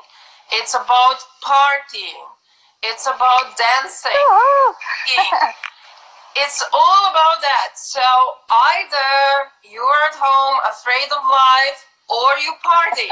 And I just read, just today before this, I mean, it's a little bit sad, but in Wuhan, where the city is locked down, people are singing out of the windows. To encourage each other. I don't know what exactly they sing, but like, you know, this is the power. The power is that, yes, we're here in our human body. This is our choice. This is our life. Let's be not just one, all together. Let's have what we can have from this. Let's have a good experience. Очень классный посыл социализации, который относится к каждому из нас индивидуально. Это про то, что давайте быть вместе, давайте веселиться, давайте отмечать праздник того, что мы выбрали быть здесь, в этом физическом теле, все мы, это нас объединяет. Давайте, я не знаю, тусоваться, праздновать, радоваться, устраивать вечеринки, собираться вместе, петь песни, танцевать, творить, я не знаю, развивать в искусстве, все что угодно, все, что нас сплачивает. И Александр в том числе вспоминает юханьский эпизод, который сейчас был в прессе, о том, что люди в закрытом городе, несмотря на комендантский час и невозможность физически где-то массово собираться, они поют песни из окон для того, чтобы вот это единение энергетическое происходило, настолько сильна вот эта подоплека, человеческое желание быть вместе. И в этом году это все про это. Так что вот собираемся кругами друзей, собираемся с семьями, объединяемся и множим вот это вот состояние праздника просто хотя бы от того, что мы здесь есть, и что мы живы, и что мы можем это делать.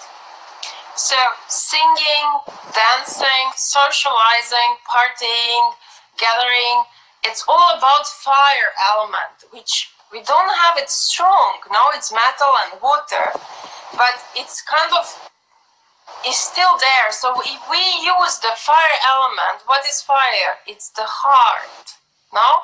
So it's through the heart how we can process this change in a way to be supportive or constructive. That's why socializing is very important. And this year, a lot of new love, new babies, a lot will be going on.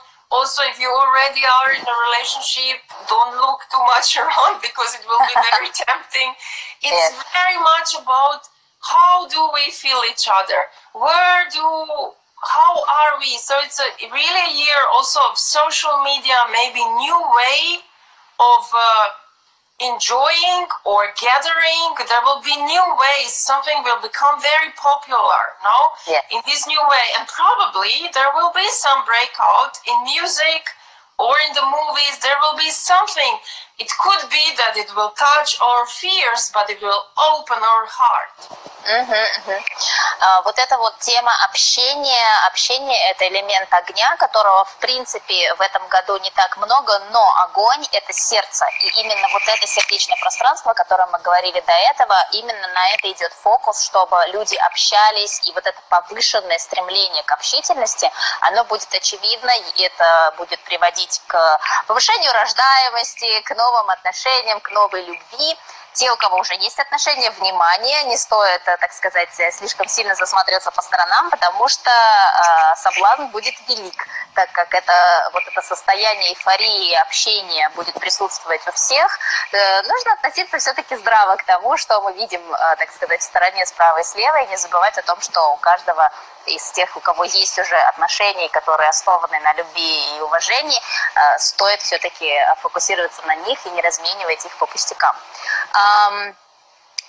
Вот эта вот тематика общения и новых уровней общения скажется на том, как работают социальные сети, это скажется на том, как будут происходить какие-то нововведения, новые формы и форматы там, в кино, в музыке. Возможно, это будет что-то, что сначала будет немножко пугать, но это точно совершенно позволит нам оперировать гораздо более глубоко из нашего сердца, более открыто, более чисто, более честно. So there is something about these very deep, suppressed, weird things, and like opening up and transmuting it. For example, in 1960, the movie from Alfred Hitchcock, Psycho, no? Yes. Was aired, which caused like a crazy thing, no? Women didn't dare to shower anymore, but many of them fell in love with the character of the killer. So it's like a big mess. You don't understand how this, like, you know, the deep thing, but like the fear become a stimulant of some new opening. No, so we are not suppressing the fear. We are not like afraid anymore. We allow it. We have to face it, even if it's coronavirus.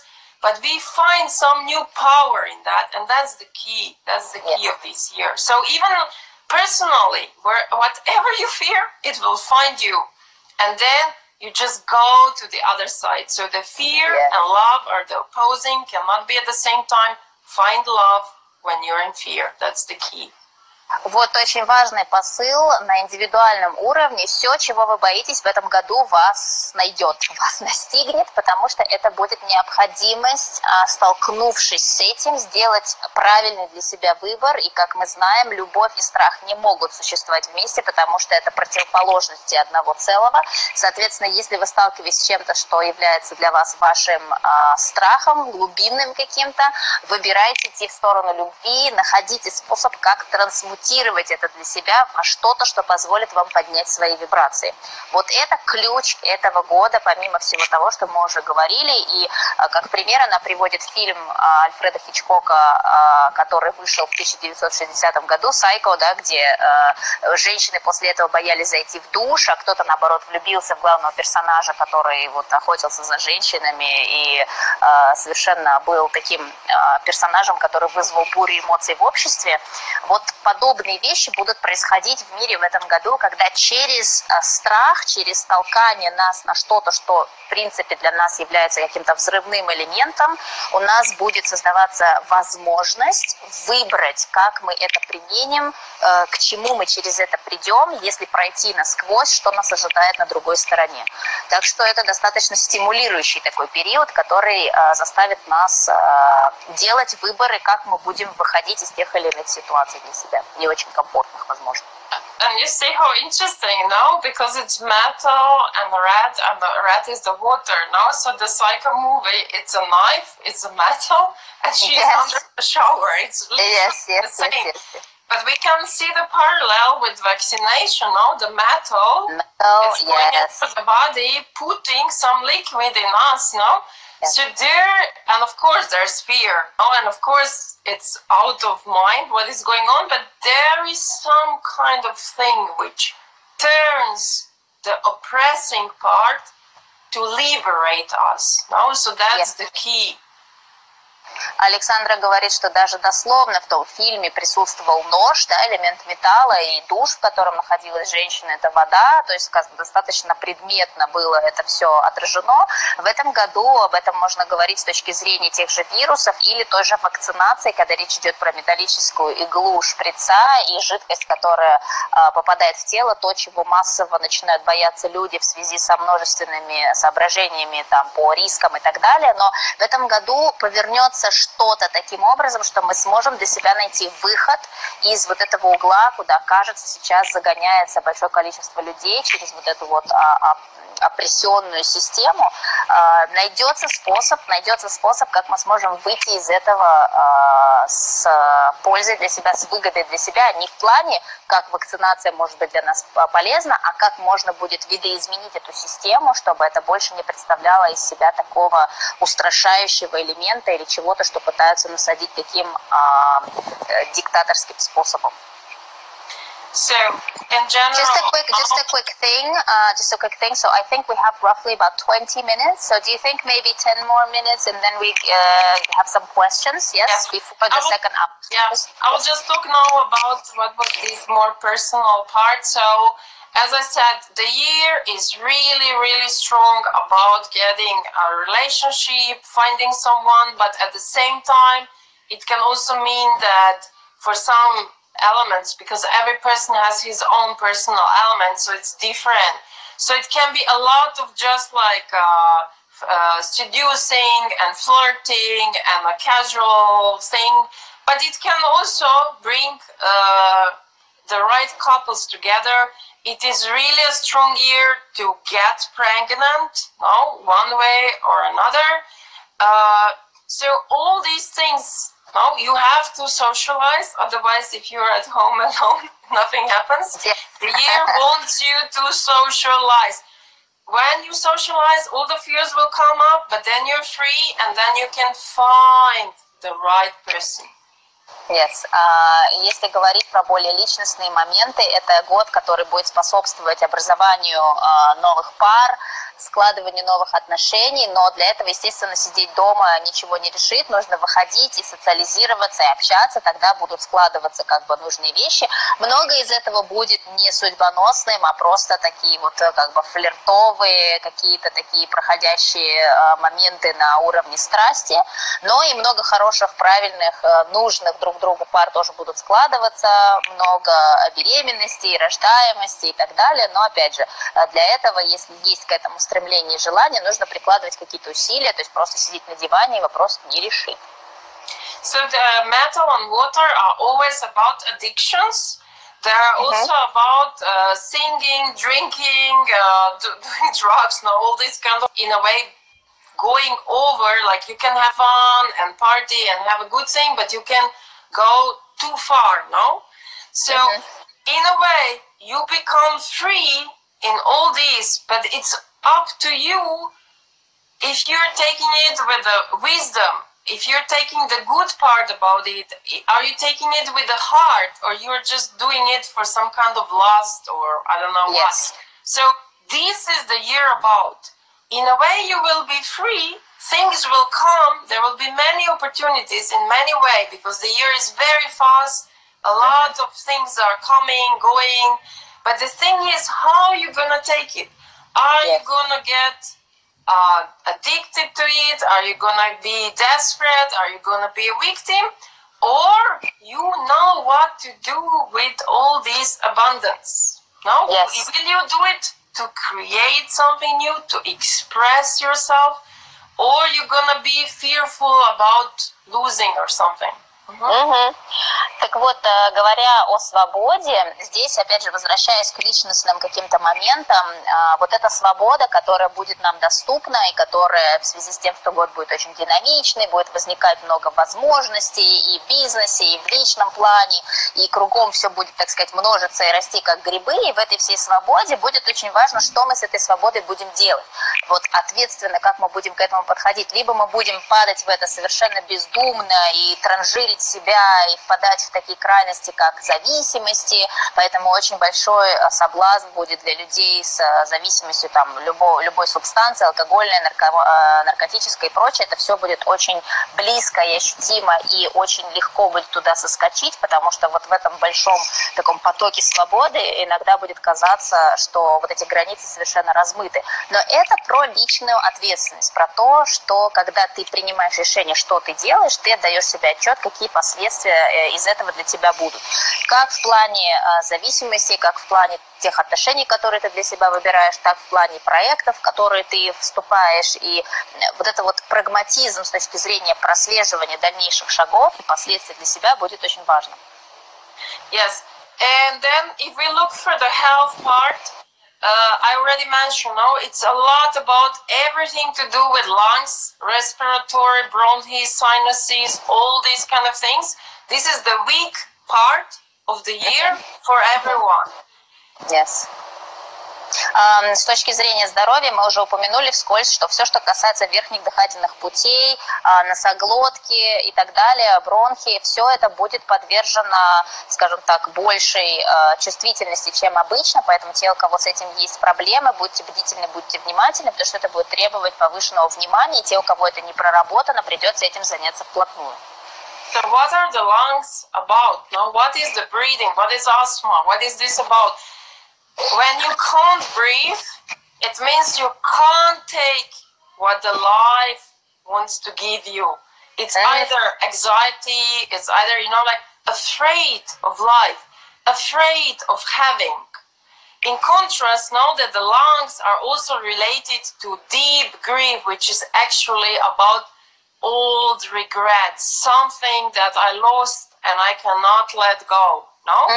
So, afraid to get new, afraid to live fully with the full lungs on one way, holding on to what poor me didn't get, what I lost, what I had to sacrifice, what I lost, no?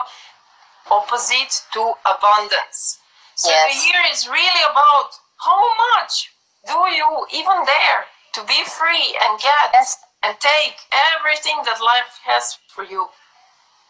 Все, что касается вот этих тем с легочными проблемами, с дыхательными путями, это про то, и будет это усугубляться у тех, у кого чисто энергетически, эмоционально и психологически сохраняется внутренний страх к переменам, страх к этой свободе, страх к тому, чтобы на полную катушку жить, радоваться этой жизни. Все, у кого есть вот такие моменты, будут страдать от вот этих вот проявлений, и в принципе уже на данный момент у многих это, я вижу, начинает усугубляться.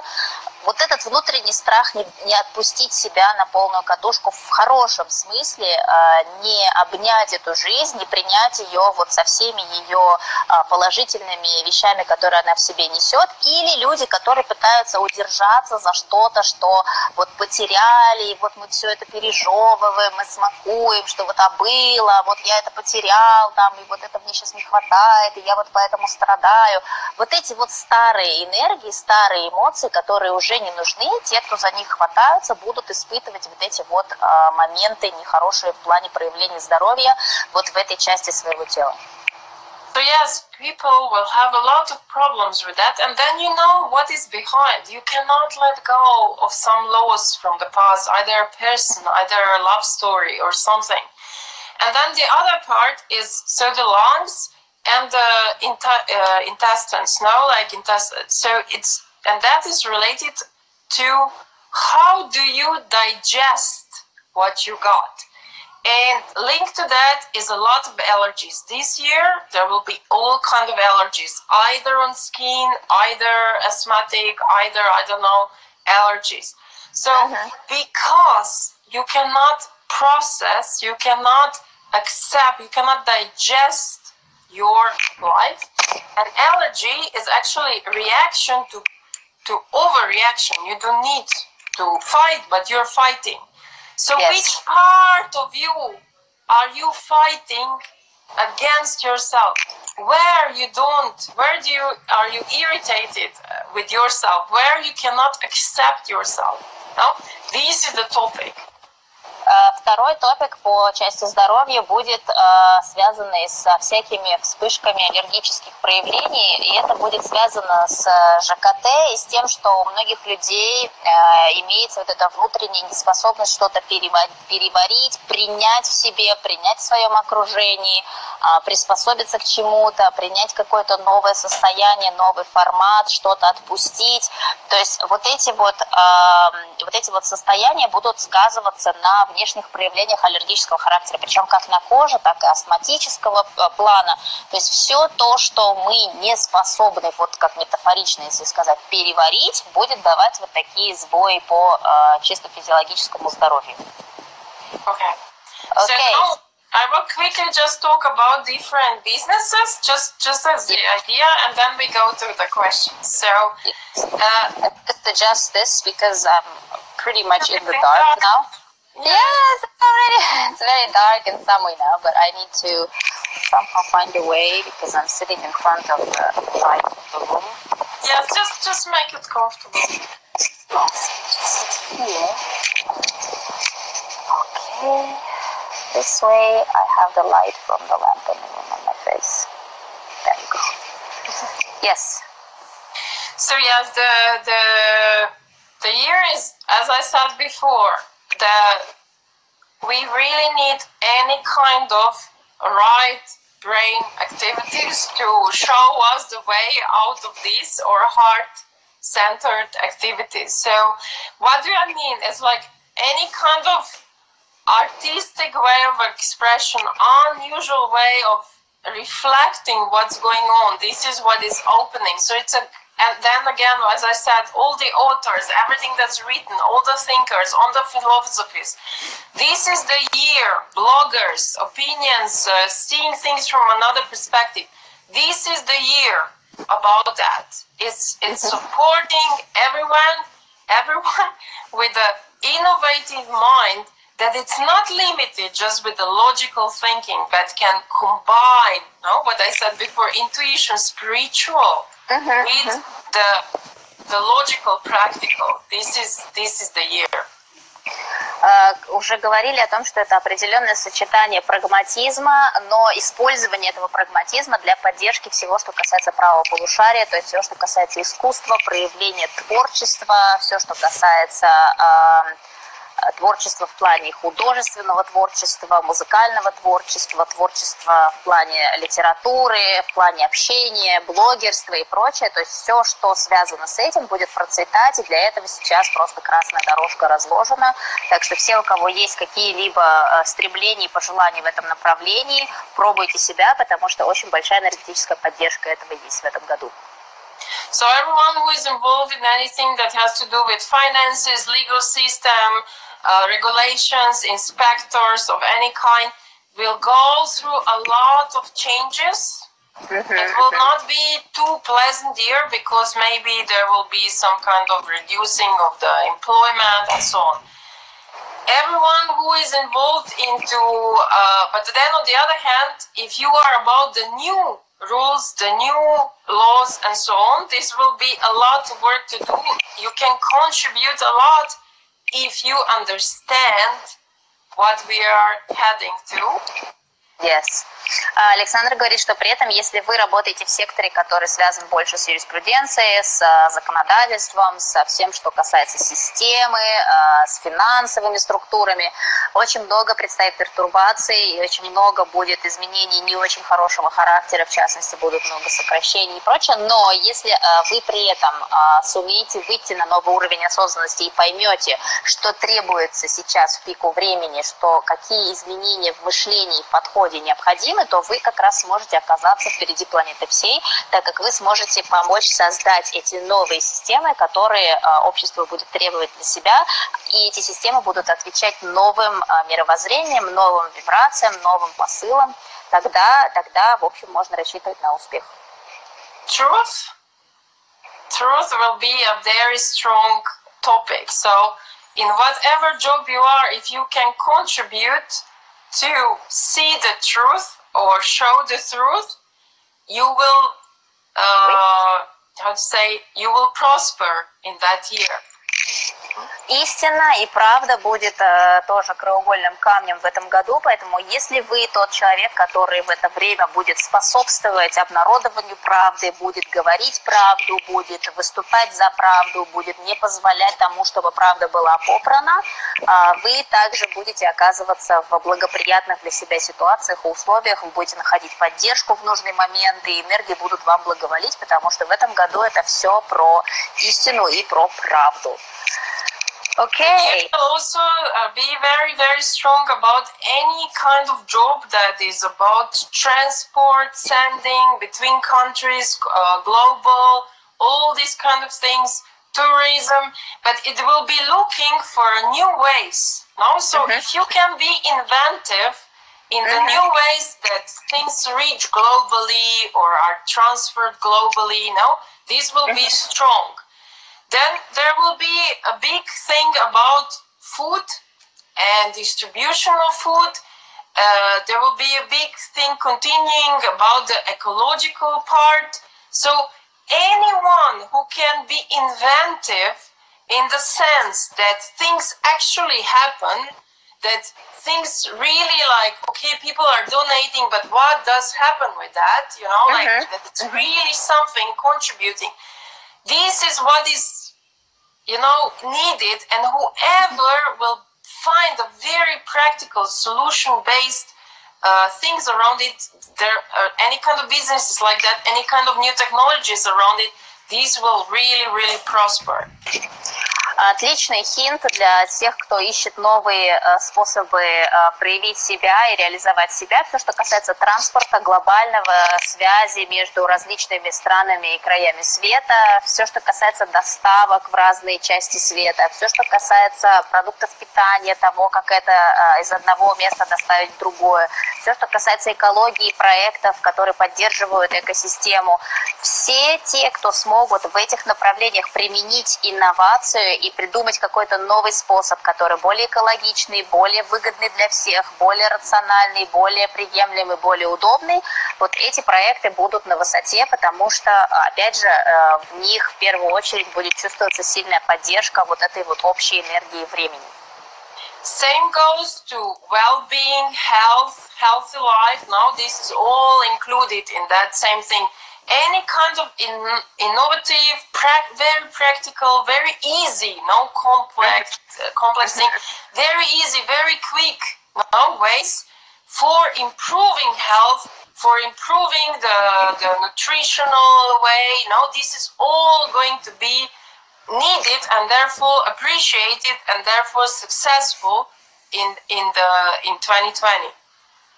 И то же самое касается всего, что связано с здравоохранением в истинном смысле, с благополучием по здоровью. Все решения, которые будут достаточно простые, никаких комплексных, замороченных штук, простые, чистые, четкие способы, как сохранять свое здоровье, как его приумножать через питание, через какие-то терапии, через какие-то новые способы поддержания себя физиологически и во всех других смыслах, это тоже будет на высоте, потому что это, опять же, про прагматичный подход к чему-то, что очень выгодно для себя, выгодно для всех как общества. Так что думайте, придумывайте. В общем-то, поля для деятельности очень много.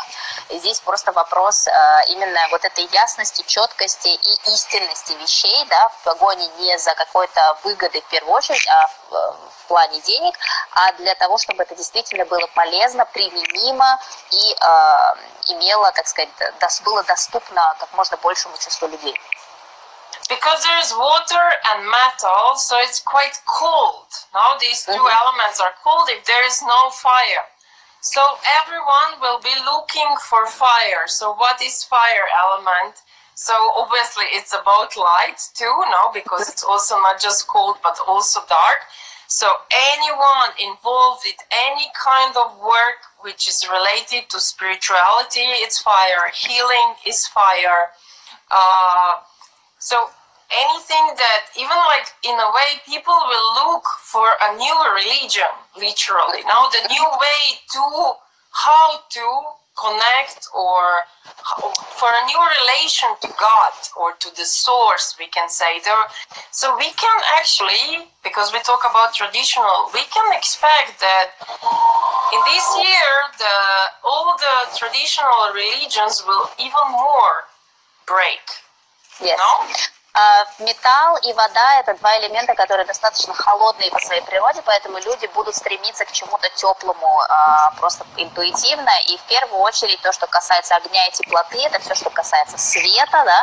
Стремление к свету, то есть все новые веяния в части духовных практик, в части стремления к свету в духовном смысле, энергетическом смысле. Все, кто занимается духовным направлением, все, кто занимается исцелением, целительством и так далее, тоже будут на высоте.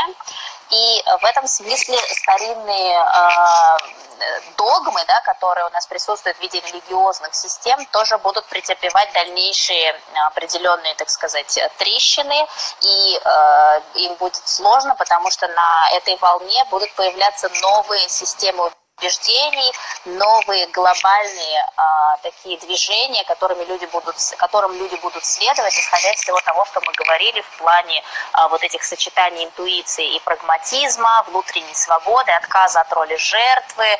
Вот это вот все будет являться базой для такого как бы нового видения себя в духовном смысле.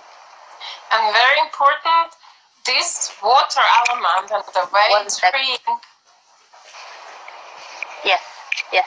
Oh, no. That's okay. No need. 1 second, Alexandra. It's okay. Yes, no, that one is not needed for the sofa. No, not needed, no. Thank you.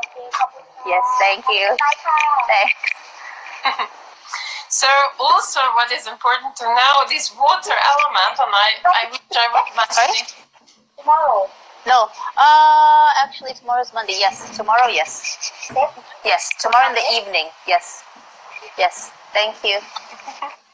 Sorry. It's okay. So what I wanted to say is that this water element and the way it's freeing, and we are already noticing this, is a lot about feminine energy. So no matter we are male and females, it's not about females are getting stronger, but the female principle in all of us is waking up, is freeing up. So everything that has to do with the healthy way of expression of a female energy, it's coming up. So we saw it in a way through Me Too already happening, no? Last year, how everything went. But there was still like this kind of patriarch thinking with this, and who's gonna be stronger, no?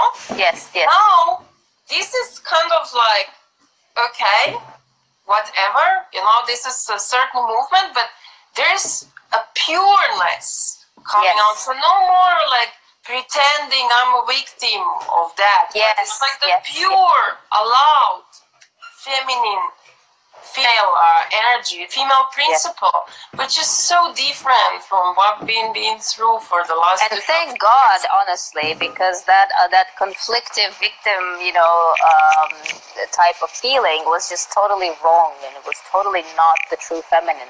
Александра говорит о том, что в этом году также на первое место выходит все, что касается женской энергии, истинной женской энергии, и все то, что в прошлом году начинало проклевываться в виде каких-то феминистских движений, в том числе движения МИТУ, да, то, что там жертвы насилия и прочее, оно как бы изначально вроде бы было про женственность, но все равно носило в себе очень сильный отпечаток вот этой жертвенности, конфликтов, определенных вот этих дисбалансов. Сейчас на первое место выходит женственная энергия, женская энергия в своей чистой форме, которая не носит этой жертвенности, которая на самом деле очень мощная, которая всеобъемлющая, которая присутствует во всех, в том числе в мужчинах.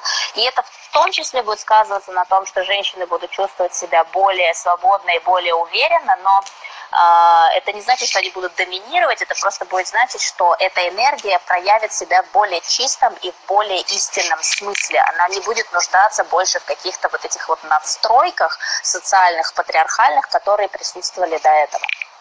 So if you in your business can apply more of a female principle and like research, what would that even be? Now this is a new way of expression, and at the same time we will kind of suffer, because in this year the old type of ego, this kind of I'm the best, I am the highest, I am the biggest, I am the most, I don't know what, it starts to crumble. This kind of ego is dying. So you might personally, but I really mean it, because it goes a lot through the business, you might personally feel as dying off, or oh my God, I'm losing everything, and so on, just in order that when this part of ego goes away, that how we were raised, how things has to be, so that you are free to be who you really are. So don't be afraid of that. Очень важный момент, что в том числе это период, когда будет изживать из себя эго, и когда у нас идет деконструкция эго, бывает состояние, что кажется, что мы все потеряли, что вообще нам конец, что мы больше ничего не можем, что все это мы пришли к финишной прямой. И в бизнесе в том числе могут наступать ситуации, когда будет казаться, что все, тотальный кошмар, финиш, ничего не можем, все рухнуло. Но это про то, что теперь вот эта позиция «я лучше», «я круче», «у меня там больше» и так далее, она изжила себя. Это больше не экологичный способ, это не что-то, что, то есть он никогда не был экологичным, это больше не рабочая модель.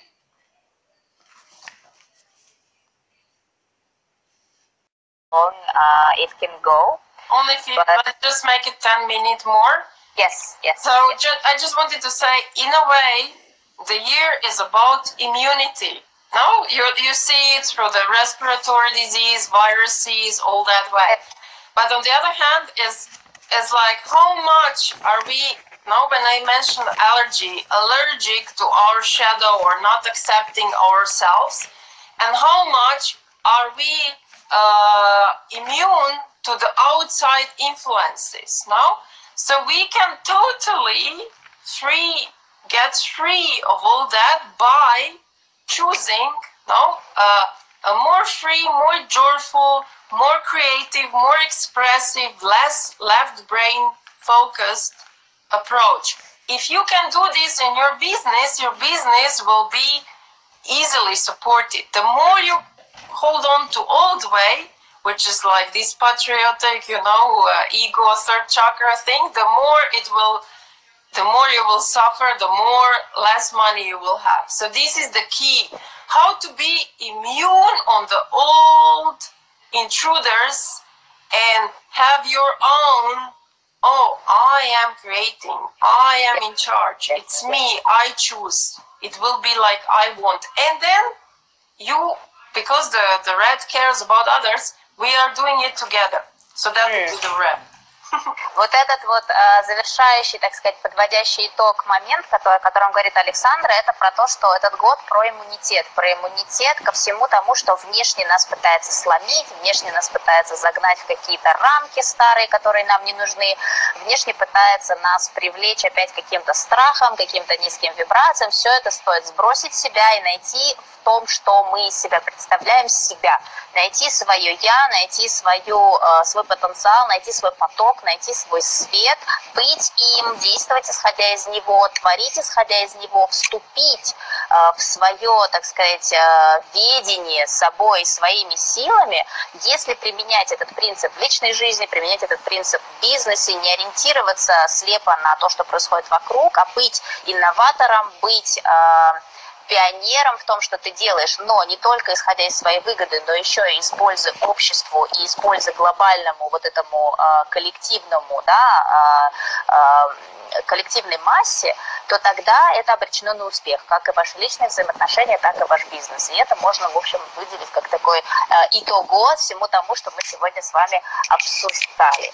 I think this is amazing. I think this is really a unique and truly deep way of looking at the energy of the year. I have to be honest, in Russia there's a lot of people who talk about feng shui, who talk about the prognosis for the year, but they all do it in a quite sort of superficial, very schematic way. Nobody really knows how to analyze it properly and bring it all into the same picture as you do, which is why I find this is extremely valuable. I'm pretty sure this will gather like thousands of people watching, and it's great that we're doing it for free for everyone to access, because it helps that collective to really truly take it in. So thank you so much for dedicating the time on the Sunday to do this, especially for, with the translation and being so open with that. I really appreciate it. I'm pretty sure everyone is writing that they're super happy and they're asking. I'm going to put this on YouTube, and I'm going to I will merge this together, so I will make this available to you as well, so you can post it wherever you want to post it, on your channel, on your website. But this will be on my YouTube channel as well. I might as well, I try to put it on IGTV so that people in Instagram from all over can also access it. But just like everywhere I can, I will leave trace of it so that people can access it from everywhere, because it's in 2 languages, so this is even, double the benefit. Я говорю о том, что мне кажется классным, что Александра уделила нам сегодня, в воскресенье, время для того, чтобы настолько глубоко в этом всем разобраться, потому что поверхностно там разложить по каким-то шаблонным вещам, это как бы многие могут, а так, чтобы вот проанализировать это с точки зрения всех влияний и вырисовать такую единую картинку, у нее это получается очень классно, так что я ей лично благодарна, уверена, что вы тоже. И я говорю о том, что мы эти кусочки соединю, выложу у себя на канале YouTube, как я это делала в прошлом году. Постараюсь это выложить на IGTV и дам ей тоже доступ, чтобы она могла использовать это в своих каналах. В любом случае, мне кажется, это очень здорово, очень позитивно, очень классный настрой у нас на этот год, много к чему стремиться, очень волнующе то, что предстоит, так сказать, быть хозяином самому себе наконец-то и не вестись ни на чьи уловки. Так что всех поздравляю с этим замечательным событием и желаю всем отличного вечера, дня, утра. До скорой связи. Thank you, Alexandra, and we'll see you soon. Thank you, Katia.